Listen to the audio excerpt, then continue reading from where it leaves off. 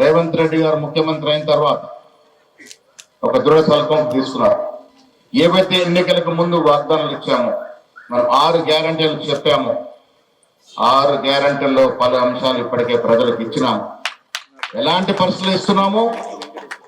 ఈ రాష్ట్రం అప్పు 7.5 లక్షల కోట్లమ్మ. మహిళలకు అర్థం కాకపోవచ్చు, మీకు నాకు అప్పు ఉన్నట్టే రాష్ట్ర ప్రభుత్వానికి కూడా అప్పు ఉంటుంది. అప్పు ఎవరు చేసిండ్రు? కేసీఆర్ చేసిపోయాడు. ఎట్లా చేసిండు? అసలు కట్టే స్తోమత కూడా ఆలోచించకుండా అప్పు చేసిపోయాడు. వీళ్ళ కొడుకు అప్పు చేస్తా అంటే తల్లి ఏమంటారు?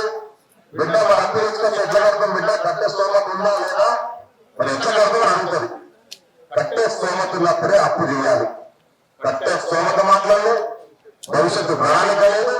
ఇబ్బడిగా అప్పులు వచ్చాడు, చల్లా చదరంగా చల్లాడు, కమిషన్లు తిన్నాడు.